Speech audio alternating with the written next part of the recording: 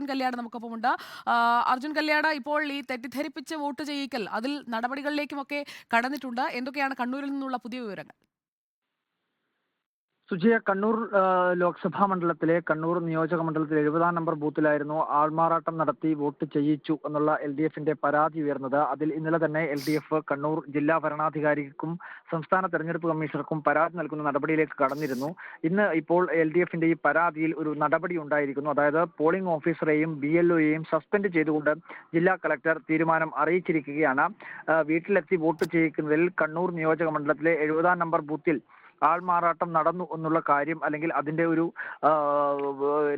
ലഭിച്ച വിവരങ്ങളുടെ അടിസ്ഥാനത്തിലാണ് ഇപ്പോൾ ജില്ലാ വരണാധികാരിയായിട്ടുള്ള ജില്ലാ കളക്ടർ അരുൺ കെ വിജയൻ ഈ ഉദ്യോഗസ്ഥരെ സസ്പെൻഡ് ചെയ്തുകൊണ്ടുള്ള തീരുമാനത്തിലേക്ക് എത്തിയിട്ടുള്ളത്. നിയമസഭാ മണ്ഡലം assistant returning officer town police സ്റ്റേഷനിൽ ഇത് സംബന്ധിച്ച് പരാതി നൽകിയിരുന്നു. കഴിഞ്ഞ ദിവസം കല്യാശ്ശേരിയിലും സമാനമായ പരാതി ഉണ്ടായ ഘട്ടത്തിൽ ഇത്തരത്തിൽ ക്രിമിനൽ നടപടി സ്വീകരിക്കുന്നതിന്റെ ഭാഗമായി കണ്ണപുരം പോലീസ് സ്റ്റേഷനിൽ പരാതി നൽകിയിരുന്നു. സമാനമായ നടപടിയാണ് ഇപ്പോൾ കണ്ണൂർ ലോക്സഭാ മണ്ഡലത്തിലും ഉണ്ടായിരിക്കുന്നത്. വിശദമായ അന്വേഷണത്തിന് അസിസ്റ്റന്റ് കളക്ടർക്കും അതുപോലെ തന്നെ ജില്ലാ ലോ ഓഫീസറും ഡെപ്യൂട്ടി കളക്ടർക്കും ചുമതല നൽകിയതായും കളക്ടർ അറിയിച്ചിട്ടുണ്ട്. 24 മണിക്കൂറിനുള്ളിൽ അന്വേഷിച്ച് റിപ്പോർട്ട് നൽകാനാണ് കളക്ടറുടെ നിർദ്ദേശം ഉണ്ടായിട്ടുള്ളത്.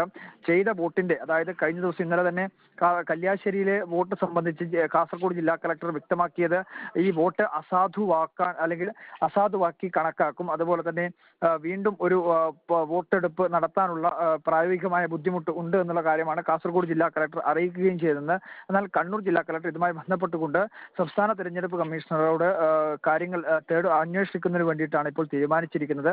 അത് സംബന്ധിച്ച് വിവരങ്ങൾ അല്ലെങ്കിൽ അവരുടെ ഉപദേശം കൂടി ലഭിച്ചതിന്റെ അടിസ്ഥാനത്തിലായിരിക്കും എന്താണ് വോട്ട് അസാധുവാക്കണോ അല്ലെങ്കിൽ വീണ്ടും ഒരു റീപോളിംഗ് നടത്താനുള്ള സാധ്യതയുണ്ടോ എന്നുള്ള കാര്യം പരിശോധിക്കുന്നത്. എന്തായാലും ഈ വീട്ടിലെത്തി വോട്ട് ചെയ്യുന്ന സംഭവവുമായി ബന്ധപ്പെട്ടുകൊണ്ട് തുടർച്ചയായ പരാതികൾ ഉണ്ടാകുന്നു. ആ പരാതിയിലെല്ലാം തന്നെ നടപടികൾ ഉണ്ടാവുന്നു എന്നുള്ളതാണ് നമ്മൾ മനസ്സിലാക്കേണ്ടത്. കോഴിക്കോടും കണ്ണൂരും കാസർഗോഡും ഇത്തരത്തിലുള്ള സംഭവങ്ങൾ ഉണ്ടാവുന്നത് ഈ വീട്ടിലെത്തി വോട്ട് ചെയ്യുന്ന സംഭവവുമായി ബന്ധപ്പെട്ടുകൊണ്ട് കൃത്യമായ രീതിയിലുള്ള ക്രമീകരണങ്ങൾ ഉണ്ടാവുന്നില്ലേ എന്നുള്ള സംശയമാണ് പൊതുജനങ്ങളിലും വിവിധ രാഷ്ട്രീയ പാർട്ടികളിലും ഉണ്ടാവുന്നത്. ഇന്നലെ തന്നെ കല്യാശ്ശേരിയിൽ നടന്നിട്ടുള്ള ഈ കള്ളവോട്ട് സംബന്ധിച്ച് ഉയർന്ന പരാതിയുടെ അടിസ്ഥാനത്തിൽ UDF നേതാക്കൾ എല്ലാവരും തന്നെ പ്രതികരിച്ചിട്ടുള്ളത് ഇത്തരത്തിൽ വീട്ടിലേക്ക് എത്തി വോട്ട് ചെയ്യുന്ന ഘട്ടത്തിൽ UDF-ന്റെ കൃത്യമായ രീതിയിലുള്ള പ്രാദേശികമായിട്ടുള്ള ഏജന്റുമാരെ അതത് BLO-മാരോ അല്ലെങ്കിൽ തെരഞ്ഞെടുപ്പ് ഉദ്യോഗസ്ഥരോ സമീപിക്കുന്നില്ല, അല്ലെങ്കിൽ അവരെ കൃത്യമായ രീതിയിൽ അറിയിക്കുന്നില്ല എന്നുള്ള ആരോപണം UDF ഇതിന്റെ ഭാഗമായി ഉന്നയിച്ചിരുന്നു.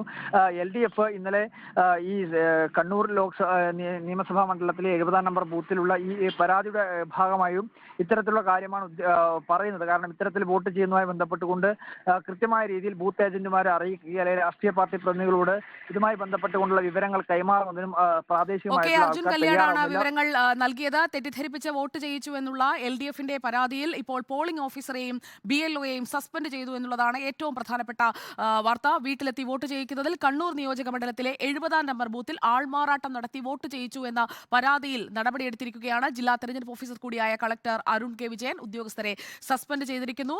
ടൗൺ പോലീസ് സ്റ്റേഷനിൽ ഇത് സംബന്ധിച്ച് പരാതി നൽകിയിട്ടുണ്ട്. വിശദമായ അന്വേഷണം നടത്തി 24 മണിക്കൂറിനുള്ളിൽ റിപ്പോർട്ട് നൽകണം എന്നുള്ള നിർദ്ദേശവും നൽകിയിട്ടുണ്ട്. ചെയ്ത വോട്ടിന്റെ സാധുത, തുടർ നടപടികൾ അതൊക്കെ കേന്ദ്ര തെരഞ്ഞെടുപ്പ് കമ്മീഷന്റെ നിർദ്ദേശമനുസരിച്ചായിരിക്കും തീരുമാനിക്കുക.